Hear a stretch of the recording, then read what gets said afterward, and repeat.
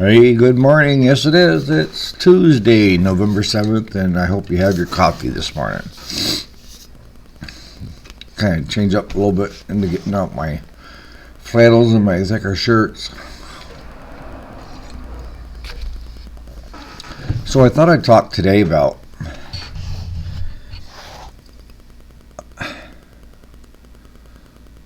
when you're approaching something and why you're approaching it and why you're doing it is the big thing. But stay tuned, and we'll go more into depth on it.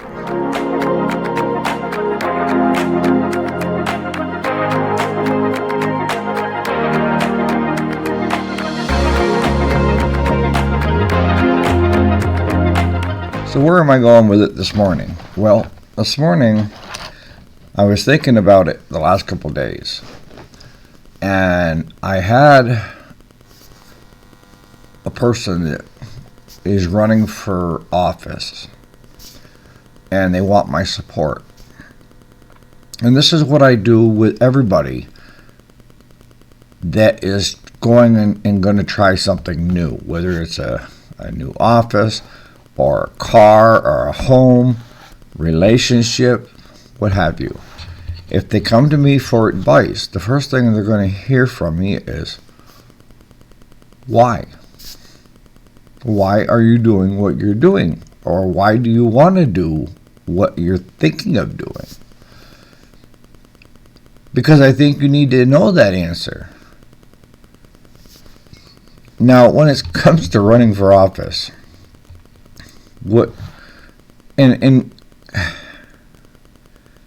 really, it's anything in your life. But running for office, I can give you the best example of it. But we do this in our everyday lives. And that is, if I ask you why you want to run for that particular office, the last thing you want to do is spend 20 minutes of your time telling me everything that the person already holds that office has, that they're doing what they're doing wrong. Again, we talked about this in the last couple of videos. To me, that says more about myself than it does the other person that I wanted to run for office for. Because what I want to hear from you is not what the other person is doing wrong. It's what you're going to be doing and why you're doing it. Why do you want to have that office? Why is it so important to you? Don't tell me all the other person's failings, because you're just wasting your breath. You know, it doesn't matter whether you're running for a township office or you're running for president of the United States. People already know what's going on in this world. Most people are pretty savvy, the bulk of the population. And let's take these presidential debates as an example, which I haven't seen one. I'm being totally honest with you. But a lot of times what these debates end up being is pulling and spending your time telling the people about how terrible this person is over there, and not spending any time on what you would do to make it better and why you want to do it. Are you doing it out of the goodness of your heart? What's the real reason? What's the real driving factor? And it better not be because I've always wanted to be that. Why? And I try to get people, whether they're young and old, when they approach me on something like this, I give them the question why, because I want you to think about why you're doing something. Is it really worth doing? And if it's really worth doing, absolutely do it. But do it for the right reasons. Don't do it because you're getting coerced into it. Don't do it because you feel it's the right thing to do. Don't do it because everybody wants you to do it. You have to be an independent thinker, and you have to decide what's important in your life. And when you approach things that way, if you ask yourself internally, why? Because we make decisions every day, all day long. Some good, some bad, and some that don't really matter worth a darn. But we're making those decisions, and we have to ask our questions to ourselves and be 100% totally honest of why do we want to do it. If I'm thinking about doing something because I think that everybody thinks that I should do it, that would be the wrong response, honestly. Because you're going against what you feel is right to you, what fits you. In communist countries, Russia, China, see, all those kids are groomed from the day they're born of what they're going to be, what office they're going to hold, or what repair shop or whatever.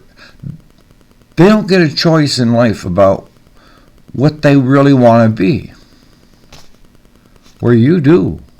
You get a choice every day of you can change jobs. You can have as many kids as you want. Or none. I mean, whatever floats your boat. Well, you've got it great. As far as in my book. My grandfather used to tell me, I know I use my grandfather a lot, but if you really think you got it bad off, just look around you, son, that you will find other people that have it a lot worse off than you, that are still struggling and still trying. They haven't given up, and they're not complaining. And that's one of the biggest things that I've remembered most of my life, even till now, is if I start whining or complaining about something, either internally or starting to externally, that pops up. And it says, if you really think you have it bad off, son, take a look around. And I guarantee you will find other people out there that have it a lot worse off than you, that are still trying. And he was right. But the thing of today is, I want you to, when you approach something, you should be asking yourself, why do I want to do this? And you have to be honest with yourself. And if you're running for a political office or, township office or what have you, I think you would be a breath of fresh air if you spent the 20 minutes explaining why you want it and what you would do different, instead of telling people everything that the person that currently has the office is doing wrong. It would be a breath of fresh air.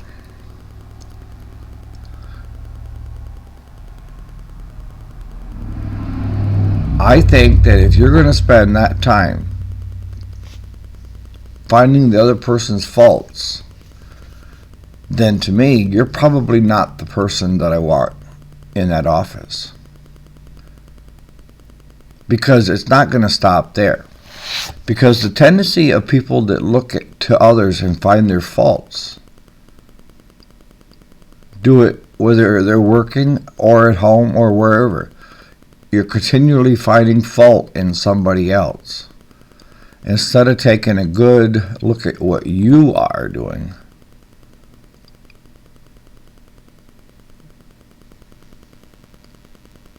You see what I'm saying? I mean, I don't know. Sometimes I think I might be going above, but I don't think so.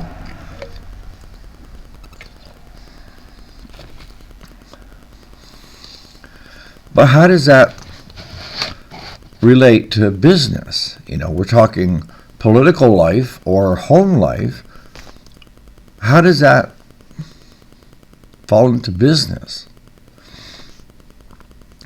It's because if you're telling your customer, if you're a business owner and the customer comes in and you spend the next 20 minutes telling them how bad the other shops are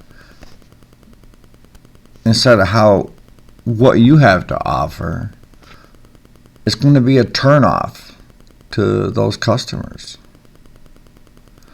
See, I've had the golden rule, and number of golden rules, but the one golden rule in this shop is you never talk bad about another shop or another customer in front of customers. Period.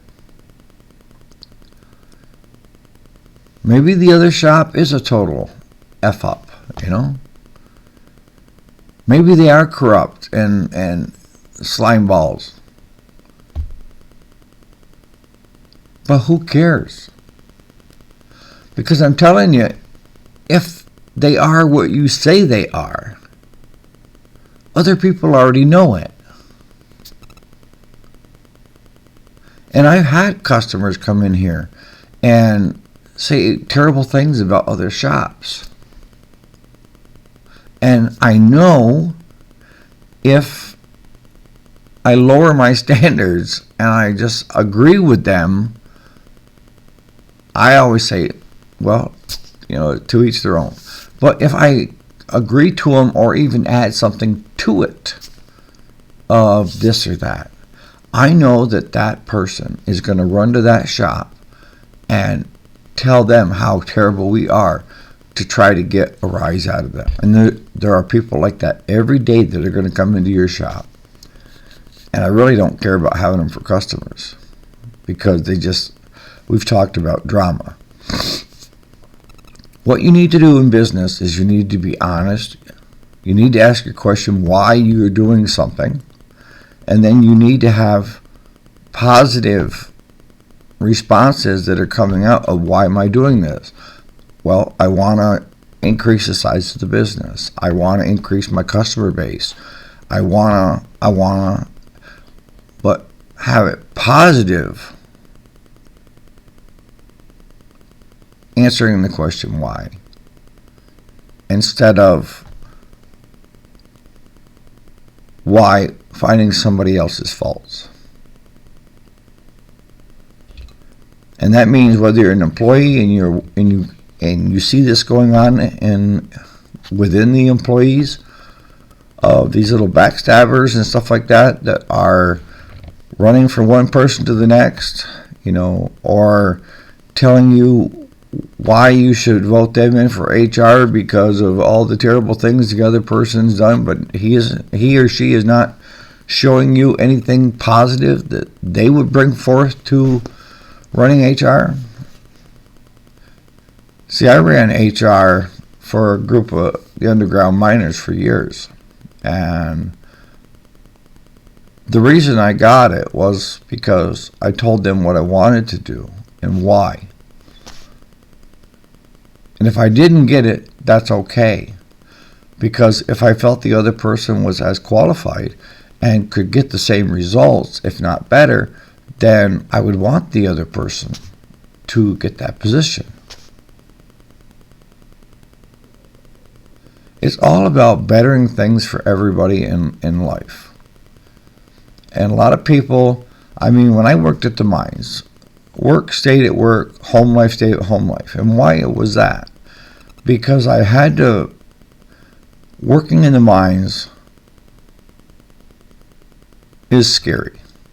You can die of almost anything in the mines.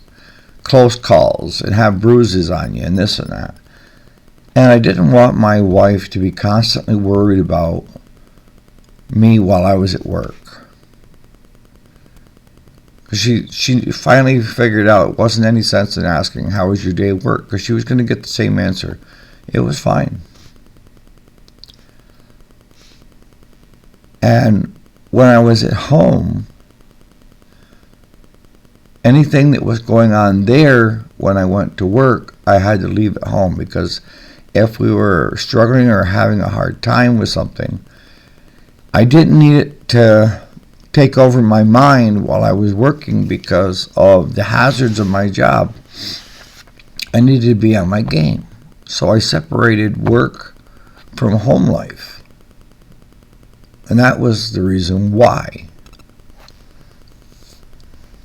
So what I'm getting at with today's video is that it doesn't matter what office you're running for. It doesn't matter what things that you want to do. The question you should always ask yourself, and you got to be honest with yourself, but the question you got to ask yourself is, why? And you may have really good reasons, and that's great. Then you proceed. But if the reasons are because everybody else expects you to, or you're doing it to go along with somebody or with a group, or you're feeling pressured and you need to make a decision, and that why question should always come in. And if the why isn't something that is going to benefit you and the people around you, then you need to look at the actual act again and say, maybe this isn't good for me. Why am I in a hurry to do something like this? I need to think this out more. And by doing that, you're showing maturity. You're showing that, you've got some wisdom because you're not acting and reacting to an act. Never try to one-up somebody, and never spend 20 minutes of your time telling people why they shouldn't vote for him instead of why they should vote for you. So on that note, we're going to call it a day. If you have any questions or comments, post them there. But I'm just trying to get you to think along those lines of, if you can't answer the why question honestly to yourself, then you probably shouldn't be doing it. And if you're going to be telling a group of people, if you're going for an office or a position or interview or anything, my suggestion to you is to just start doing this on a regular basis. Stop worrying about what everybody else is doing or not doing, and more about what you're doing. Because if you're spending all that time about, putting down this other person, that says a lot about who you are too. You don't need to.